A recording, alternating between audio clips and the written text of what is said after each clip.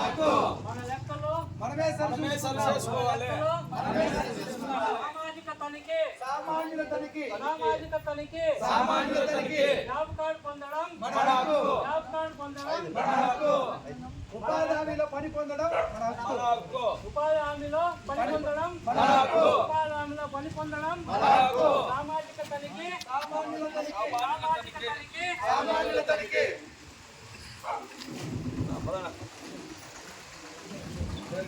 ఉపాధి హామీలో పని పొందడం మన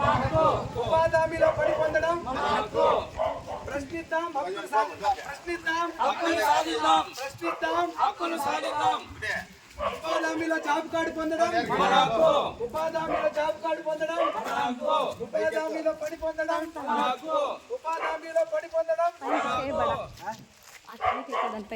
ప్రతి చేతికి పని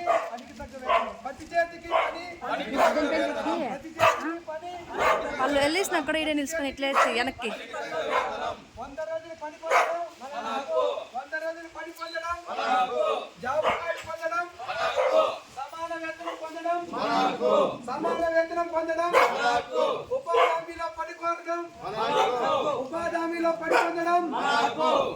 హామీలో పని కోరడం జాబ్ కార్డు పొందడం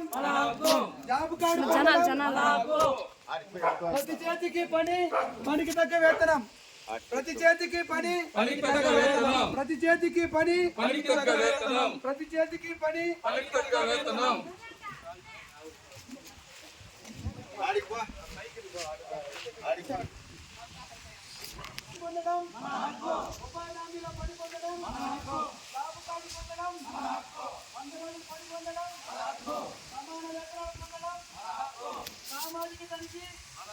సామాజిక తనిఖీ మన లెక్కలు మనమే సరిచూస్తున్నాం.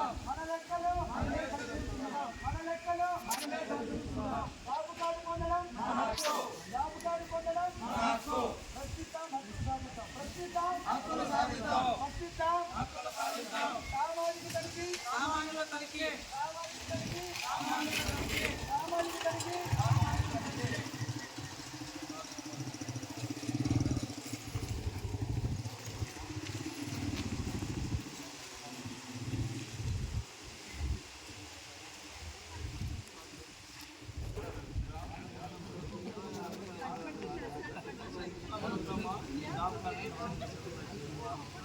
ఆల్రెడీ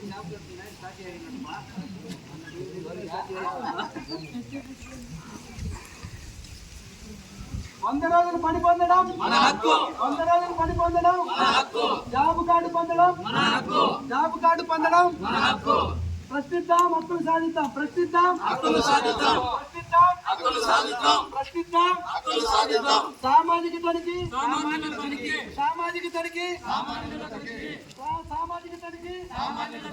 మన లెక్కలు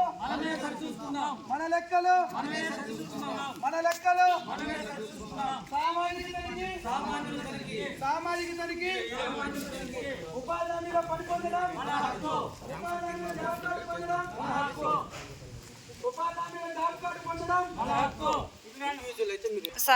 ప్రోగ్రామ్ లో ఉన్నాను సార్, మళ్ళీ పెడతాను సార్. ర్యాలీలో ఉన్నాం సార్.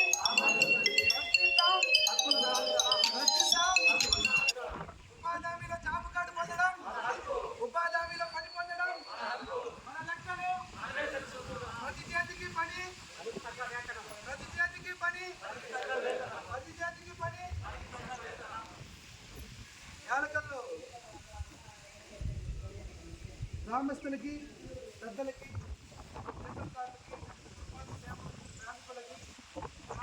అందరికీ నమస్కారం.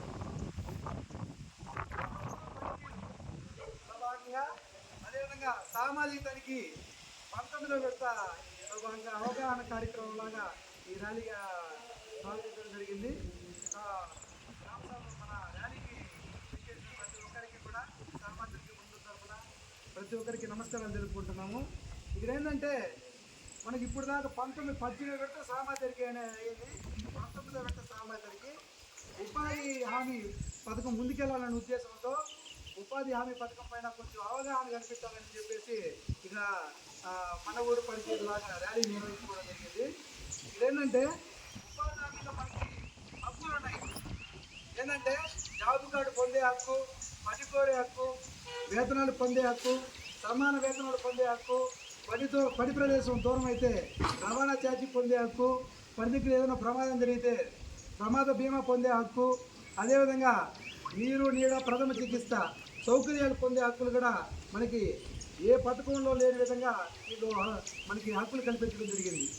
ఈ పథకం అనేది ఎందుకంటే ముందుకెళ్తా ఉందంటే ఈ సంవత్సరాలుగా ఈ పథకం వచ్చినాక మధ్యలో నీరు కారిపోతాం.